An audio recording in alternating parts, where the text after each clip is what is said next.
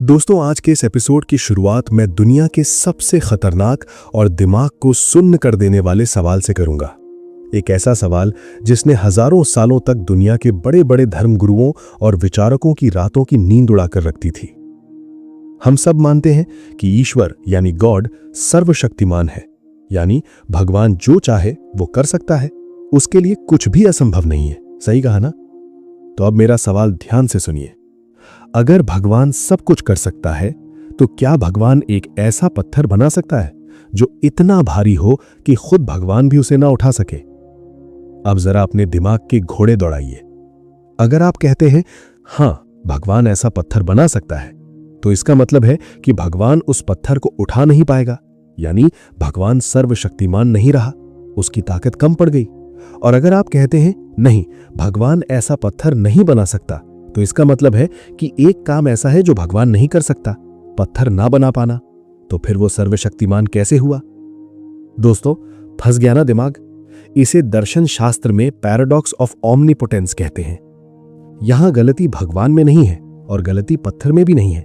यहां गड़बड़ी हमारे सोचने के तरीके में है। जब हम बिना किसी नियम के बस भावनाओं में बहकर कुछ भी सोचने लगते हैं, तो हमारा ही दिमाग हमारे लिए ऐसे जाल बुन देता है जिनमें हम जिंदगी भर फंसे रहते हैं। और इसी जाल को काटने के लिए, इसी भ्रम को तोड़ने के लिए दर्शन शास्त्र ने अपने सबसे खतरनाक हथियार को जन्म दिया। उस हथियार का नाम है लॉजिक, यानी तर्कशास्त्र। नमस्कार दोस्तों, मेरा नाम है सिद्धार्थ सिंह और आप सुन रहे हैं ऑफिशियल फिलॉसफी। पिछले एपिसोड में हमने सत्य की खोज की थी, लेकिन दोस्तों, सत्य तक पहुंचने का रास्ता बहुत ही अंधेरा और धोखे से भरा है। आप कैसे तय करेंगे कि जो विचार आपके दिमाग में आ रहा है वो सच है या सिर्फ आपका वहम या इल्यूजन? इसीलिए आज चैप्टर 2 के 9वें एपिसोड में हम दर्शन शास्त्र की सबसे मैथमेटिकल और सबसे शार्प ब्रांच में प्रवेश कर रहे हैं, लॉजिक, सही सोचने के नियम। आज हम सीखेंगे कि कैसे हमारा खुद का दिमाग हमें बेवकूफ बनाता है और कैसे हम अपने दिमाग में एक एंटीवायरस इंस्टॉल कर सकते हैं ताकि दुनिया का कोई भी इंसान, कोई भी नेता या कोई भी बाबा हमें अपने झूठ में ना फंसा सके। दोस्तों, जब एक आम इंसान लॉजिक शब्द सुनता है तो उसे लगता है कि यह कोई बहुत ही रूखी सूखी गणित जैसी चीज होगी। लॉजिक की बातें मत करो, दिल की सुनो, ऐसा हम अक्सर फिल्मों में सुनते हैं। लेकिन पीएचडी लेवल की फिलॉसफी में लॉजिक का मतलब कुछ और ही होता है। इसे एक बहुत ही देसी और आसान उदाहरण से समझते हैं। जब हम कोई भाषा बोलते हैं, जैसे हिंदी या अंग्रेजी, तो उस भाषा का एक व्याकरण होता है। अगर मैं आपसे कहूं रोटी ने मुझे खा लिया, तो आप तुरंत हंस पड़ेंगे। आप कहेंगे सिद्धार्थ भाई, शब्द तो सारे सही हैं, लेकिन आपका व्याकरण गलत है। सही वाक्य होगा मैंने रोटी को खा लिया। जिस तरह भाषा को सही रखने के लिए व्याकरण की जरूरत होती है, बिल्कुल उसी तरह हमारे विचारों को सही रखने के लिए जिस व्याकरण की जरूरत होती है, उसे ही लॉजिक यानी तर्क कहते हैं। लॉजिक हमें यह नहीं बताता कि हमें क्या सोचना है, लॉजिक हमें यह सिखाता है कि हमें कैसे सोचना है। जरा सोचिए, एक इंसान हिंदू है, दूसरा इंसान मुस्लिम है, तीसरा इंसान नास्तिक है। तीनों के पास वही 1400 ग्राम का दिमाग है, तीनों का जन्म इसी धरती पर हुआ है। फिर भी वो तीनों इस ब्रह्मांड के बारे में एकदम अलग अलग बातें क्यों सच मानते हैं? क्योंकि उन तीनों के सोचने की प्रक्रिया, प्रोसेस ऑफ थिंकिंग, उनका लॉजिक अलग अलग है। लॉजिक एक छलनी की तरह होता है। जब आप अपने विचारों को इस छलनी से गुजारते हैं, तो जो झूठ और कचरा होता है वो ऊपर रह जाता है और जो शुद्ध सत्य होता है वो छन कर नीचे आ जाता है। लेकिन ये छलनी काम कैसे करती है? आखिर इंसान के सोचने में गड़बड़ी शुरू कहां से होती है? क्यों प्राचीन काल में भारत के ऋषियों ने न्याय दर्शन बनाया और ग्रीस में अरस्तु ने लॉजिक के नियम लिखे? अगले पेज में, पेज 2 में, हम इंसान के दिमाग का पोस्टमार्टम करेंगे। हम देखेंगे कि कैसे हमारा दिमाग सत्य खोजने के लिए नहीं, बल्कि सिर्फ जिंदा बचने के लिए डिजाइन हुआ है, और कैसे यही दिमाग हमें रोजाना 100 से ज्यादा धोखे देता है। तैयार रहिएगा, क्योंकि असली ब्रेन वॉश तो अब शुरू होगा। दोस्तों, क्या आपने कभी सोचा है कि जब हम रात को अंधेरे कमरे में जाते हैं तो कुर्सी पर रखे कपड़े हमें अचानक भूत या इंसान क्यों लगने लगते हैं? हमारा दिमाग हमें ऐसा धोखा या इल्यूजन क्यों देता है? यहां दर्शन शास्त्र यानी फिलॉसफी और इवोल्यूशनरी बायोलॉजी हाथ मिलाते हैं। जरा हजारों साल पीछे जाइए, जब इंसान जंगलों में रहता था। मान लीजिए जंगल में झाड़ियां हिली। अब इंसान के पास 2 विकल्प हैं। वो सोचे कि शायद हवा से झाड़ियां हिली हैं, ये सच हो सकता है। वो सोचे कि झाड़ियों में कोई शेर छिपा है, ये झूठ हो सकता है। अगर इंसान ने सच यानी हवा मानकर इग्नोर किया और सच में वहां शेर हुआ तो इंसान मारा जाएगा। लेकिन अगर इंसान ने झूठ यानी शेर मानकर भागने का फैसला किया और वहां सिर्फ हवा हुई तो इंसान की जान बच जाएगी। यानी प्रकृति ने हमारे दिमाग को परम सत्य यानी एब्सोल्यूट ट्रूथ ढूंढने के लिए नहीं बनाया है। प्रकृति ने हमारे दिमाग को सिर्फ जिंदा बचने के लिए बनाया है। हमारा दिमाग डिजाइन ही कुछ ऐसा हुआ है कि वो हर जगह खतरे, पैटर्न और झूठी कहानियां गढ़ लेता है। हम चीजों को वैसी नहीं देखते जैसी वो हैं, हम चीजों को वैसी देखते हैं जैसे हम हैं। और जब इंसान का दिमाग डिफॉल्ट रूप से झूठ और भ्रम यानी कॉग्निटिव बायसेस पैदा करने की मशीन है, तो फिर हम इस पूरे ब्रह्मांड का, ईश्वर का या आत्मा का सच कैसे जान पाएंगे? इसी भयानक इल्यूजन को तोड़ने के लिए दुनिया के दो सबसे महान कोनों में, भारत और ग्रीस में, एक साथ एक बहुत बड़े दार्शनिक हथियार का जन्म हुआ। दोस्तों, जब हम लॉजिक की बात करते हैं तो हमें लगता है कि ये कोई पश्चिमी या अंग्रेजों की खोज होगी। लेकिन सिद्धार्थ भाई, मैं आपको एक ऐसा पीएचडी लेवल का फैक्ट बता रहा हूं जो आपके रोंगटे खड़े कर देगा। प्राचीन भारत में हिंदू धर्म के अंदर 6 आस्तिक दर्शन यानी ऑर्थोडॉक्स स्कूल्स माने गए हैं। उनमें से एक सबसे प्रमुख दर्शन है न्याय दर्शन। इसे महर्षि गौतम ने बनाया था। न्याय का संस्कृत में अर्थ ही होता है नियम या सही तर्क की पद्धति।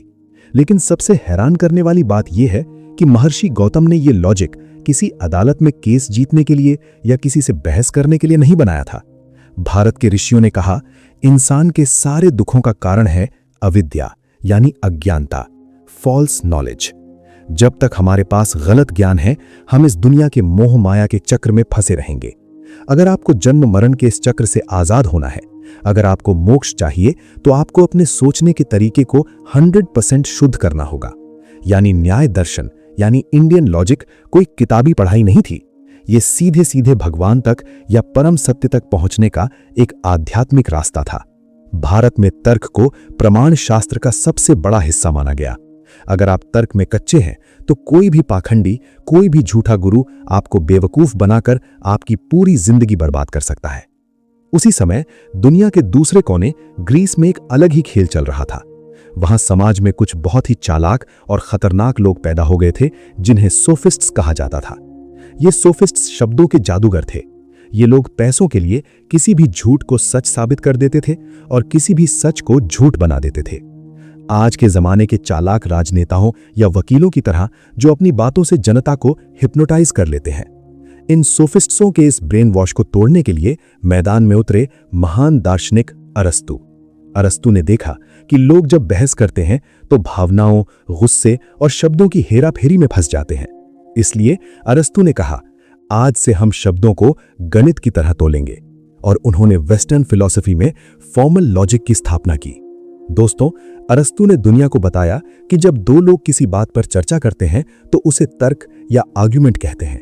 अब यहां रुक जाइए। आम जिंदगी में आर्ग्यूमेंट का मतलब होता है लड़ाई, झगड़ा करना या तू मैं करना, जैसे पति पत्नी के बीच आर्ग्यूमेंट हो गया। लेकिन दर्शन शास्त्र में आर्ग्यूमेंट का मतलब लड़ाई नहीं होता। दर्शन शास्त्र में आर्ग्यूमेंट का मतलब है एक शानदार इमारत बनाना। इस इमारत के 2 हिस्से होते हैं। आधार वाक्य यानी प्रेमिसेस, ये इस इमारत की नींव है।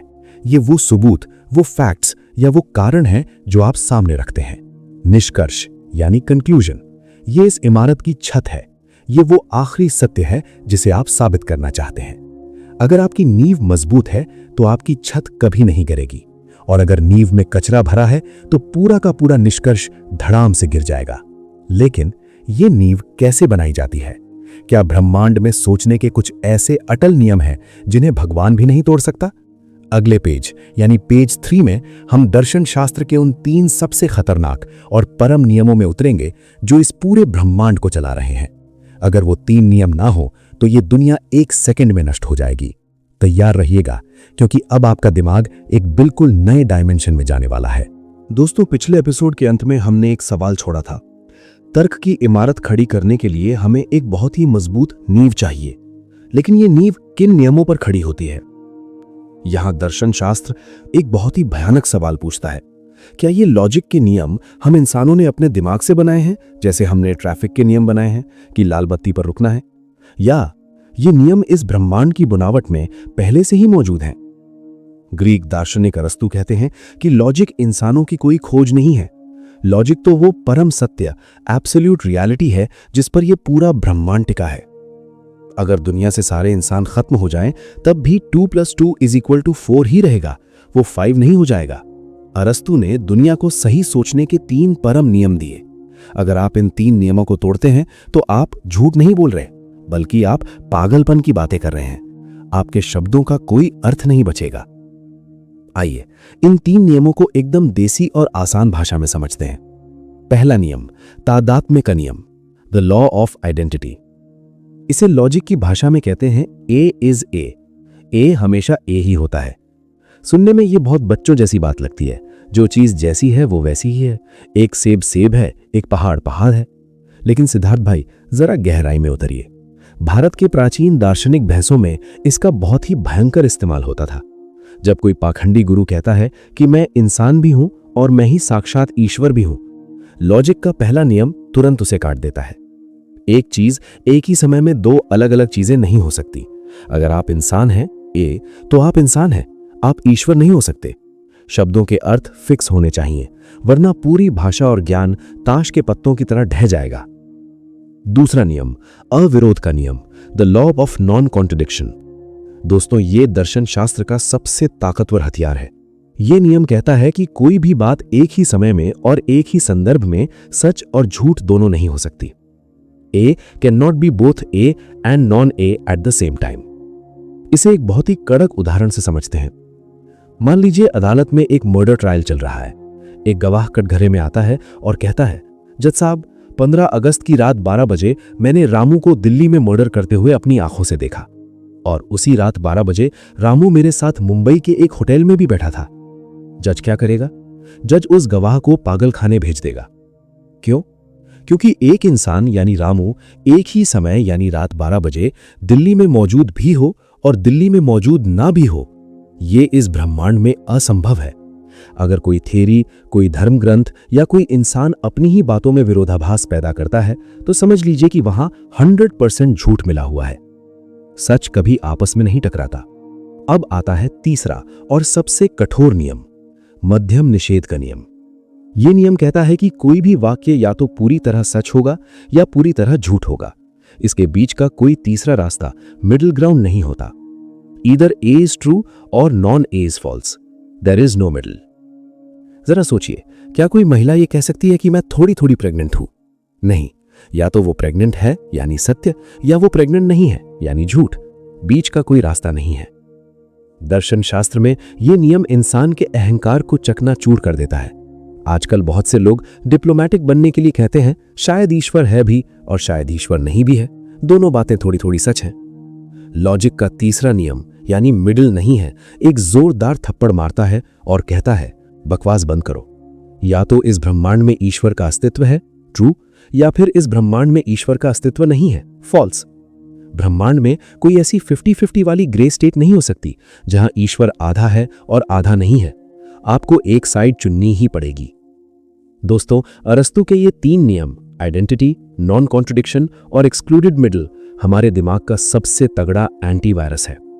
जब भी आपके सामने कोई नेता भाषण दे, कोई न्यूज एंकर चिल्लाए या कोई विज्ञापन आपको कोई चीज बेचे, तो बस उनकी बातों को इन 3 नियमों की छलनी से गुजार दीजिए।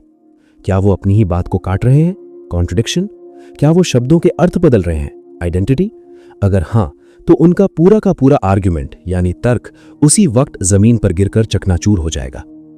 लेकिन सिद्धार्थ भाई, लॉजिक सिर्फ दूसरों की गलतियां पकड़ने के लिए नहीं होता।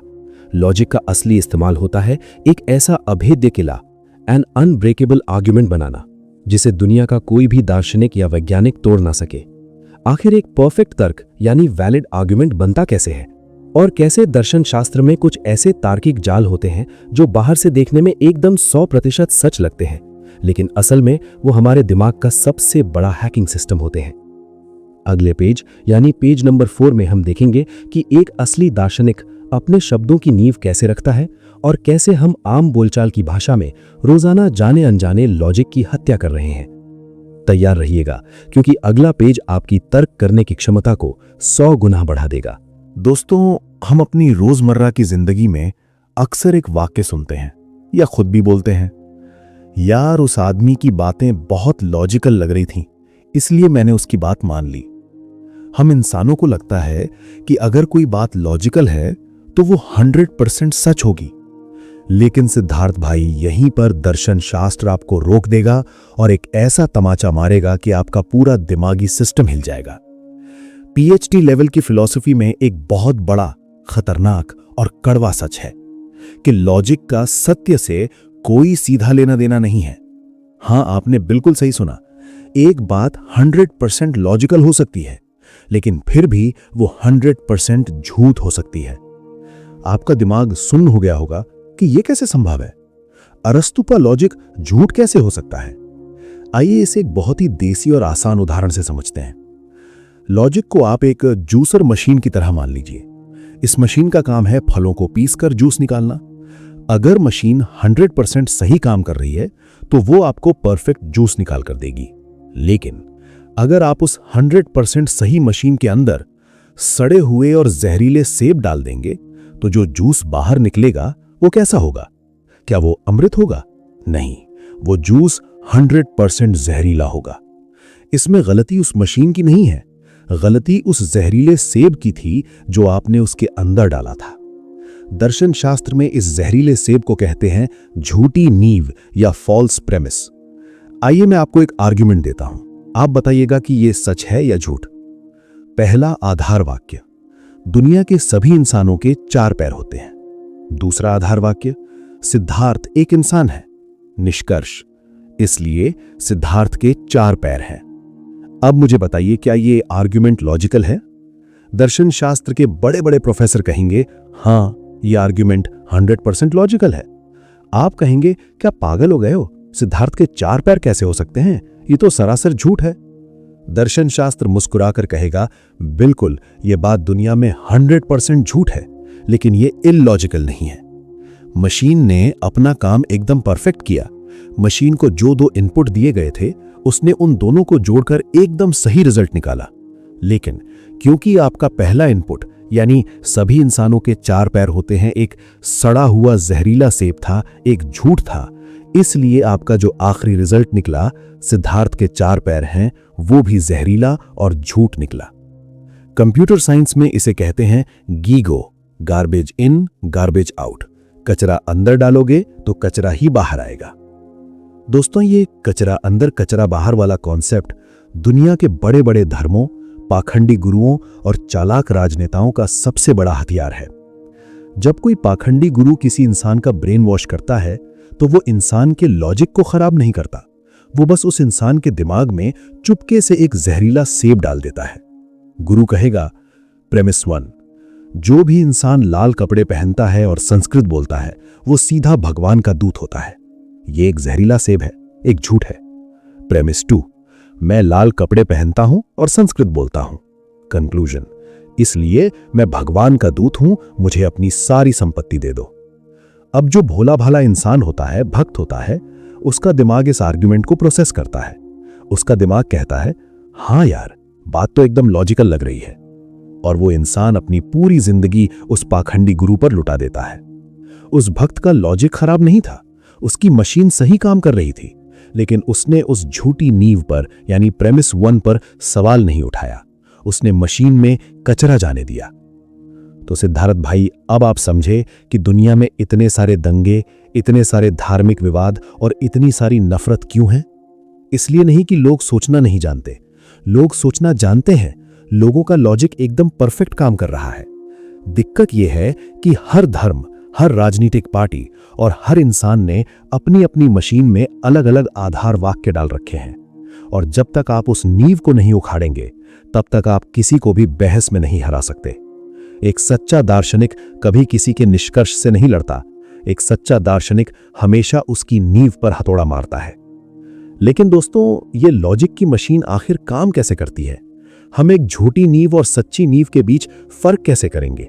और कैसे ये लॉजिक 2 बिल्कुल अलग अलग रास्तों में बढ़ जाता है? एक रास्ता जो हमें विज्ञान की तरफ ले जाता है और दूसरा रास्ता जो हमें गणित की तरफ ले जाता है। अगले और आखिरी पेज में हम इस पूरे चैप्टर का महानिष्कर्ष निकालेंगे, जहां पर हम देखेंगे कि कैसे लॉजिक को अपनी जिंदगी का हथियार बनाया जाए, और मैं आपको दर्शन शास्त्र के उस ब्रह्मास्त्र का दर्शन कराऊंगा जो अगले एपिसोड यानी टॉपिक 10 की नींव रखेगा। कुर्सी की पेटी बांध लीजिए, क्योंकि इस टॉपिक का अंत आपकी पूरी दुनिया देखने का नजरिया बदलने वाला है। दोस्तों, आज के इस एपिसोड में हमने दर्शन शास्त्र के उस ऑपरेशन थिएटर को देखा जहां हमारे विचारों की चीर फाड़ की जाती है।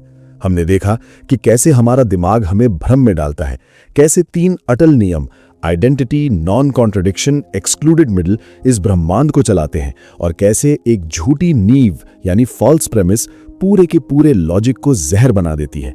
अब समय आ गया है इस पूरी बहस का महान निष्कर्ष निकालने का। सिद्धार्थ भाई, लॉजिक कोई जादू की छड़ी नहीं है जो आपको रातों रात परम सत्य यानी एब्सोल्यूट ट्रूथ लाकर दे देगी। लॉजिक तो बस एक तलवार है।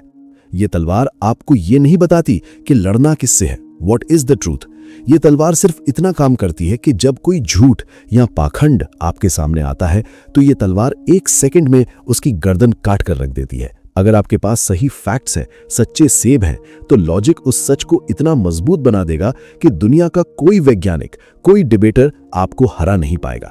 लेकिन अगर एक बुरा इंसान, एक पाखंडी गुरु या एक क्रूर तानाशाह इसी लॉजिक की मशीन का इस्तेमाल करने लगे और उसमें अपने झूठे और जहरीले आधार वाक्य डाल दे, तो वो इसी लॉजिक का इस्तेमाल करके लाखों लोगों का ब्रेन वॉश कर सकता है। इसलिए एक सच्चा दार्शनिक कभी सिर्फ लॉजिकल होने पर घमंड नहीं करता। एक सच्चा दार्शनिक हमेशा सबसे पहले अपनी नींव को चेक करता है। वो पूछता है कि मैं जो बात मान रहा हूं, क्या वो सच में सत्य है या किसी ने मेरे दिमाग में ये झूठ प्लांट किया है। लेकिन दोस्तों, यहां दर्शन शास्त्र एक ऐसा सवाल खड़ा कर देता है जो हमें अगले एपिसोड की तरफ धकेल देता है। हम बार बार कह रहे हैं कि मशीन में यानी कि लॉजिक में सच्चे सेब डालो, ट्रू प्रेमिसेस डालो, लेकिन ये सच्चे सेब आएंगे कहां से? हम ये कैसे तय करेंगे कि कौन सा आधार वाक्य सच है और कौन सा झूठ? दुनिया में सत्य को इकट्ठा करने के और अपनी नींव को मजबूत करने के सिर्फ 2 ही रास्ते हैं। पहला रास्ता है दुनिया को अपनी आंखों से देखना, एक एक चीज को परखना और फिर एक नियम बनाना। दूसरा रास्ता है अपने दिमाग में एक परम सत्य को मान लेना और फिर उसके आधार पर दुनिया को देखना। इन दोनों रास्तों को दर्शन शास्त्र में कहा जाता है इंडक्टिव रीजनिंग यानी आगमनात्मक तर्क और डिडक्टिव रीजनिंग यानी निगमनात्मक तर्क। अगले एपिसोड में हम इन्हीं 2 महा हथियारों को अनबॉक्स करने वाले हैं, जहां हम देखेंगे कि विज्ञान कौन सा रास्ता चुनता है और गणित कौन सा रास्ता चुनता है, और अगर आपने इन दोनों में से गलत रास्ता चुन लिया तो कैसे आपकी पूरी जिंदगी एक मजाक बनकर रह जाएगी। तो दोस्तों, लॉजिक के इस माइंड बेंडिंग एपिसोड को हम यहीं विराम देते हैं। अब वक्त है आपके दिमाग का टेस्ट लेने का। आज के इस वीडियो ने आपके अंदर के किस भ्रम को यानी इल्यूजन को तोड़ा है? क्या आपकी जिंदगी में कभी ऐसा हुआ है कि किसी पाखंडी इंसान, किसी नेता या किसी दोस्त ने आपको बहुत लॉजिकल बातें बोलकर बेवकूफ बनाया हो और बाद में आपको पता चला हो कि उसकी नींव ही झूठी थी? Garbage in garbage out. मुझे कमेंट्स में सिर्फ नाइस वीडियो नहीं चाहिए। मैं चाहता हूं कि आप अपनी उस कहानी को या अपनी उस गहरी दार्शनिक राय को डिटेल में लिखकर बताएं। मुझे ये देखने में बहुत दिलचस्पी है कि ऑफिशियल फिलॉसफी की ऑडियंस का सोचने का लेवल यानी लेवल ऑफ थॉट कितना गहरा हो चुका है। मैं खुद आपके कमेंट्स पढ़ूंगा और सबसे डीप एनालिसिस को पिन करूंगा। और हाँ, अगर आज के इस ज्ञान ने आपके सोचने का डायमेंशन बदल दिया है, अगर आपको लगता है कि ये लॉजिक का एंटीवायरस हर भारतीय के दिमाग में होना चाहिए, तो इस वीडियो को तुरंत लाइक करें और अपने उस एक समझदार दोस्त को जरूर शेयर करें जिसके साथ आप घंटों बैठकर दुनिया और ब्रह्मांड की बातें कर सकते हैं। हम यहाँ कोई सस्ता एंटरटेनमेंट नहीं कर रहे हैं, हम यहाँ एक इंटेलेक्चुअल रेवोल्यूशन ला रहे हैं। अगर आप इस ब्रह्मांड के परम सत्य को खोजना चाहते हैं तो ऑफिशियल फिलॉसफी चैनल को सब्सक्राइब करके नोटिफिकेशन बेल दबा लीजिए, वरना ये एल्गोरिदम आपको फिर से उसी भटकाने वाली दुनिया में धकेल देगा और हम शायद दोबारा कभी न मिल पाएं। सच्चाई पर सवाल उठाते रहिए, अपने लॉजिक को तेज करते रहिए। मेरा नाम है सिद्धार्थ सिंह और आप सुन रहे थे ऑफिशियल फिलॉसफी। मिलते हैं अगले एपिसोड में।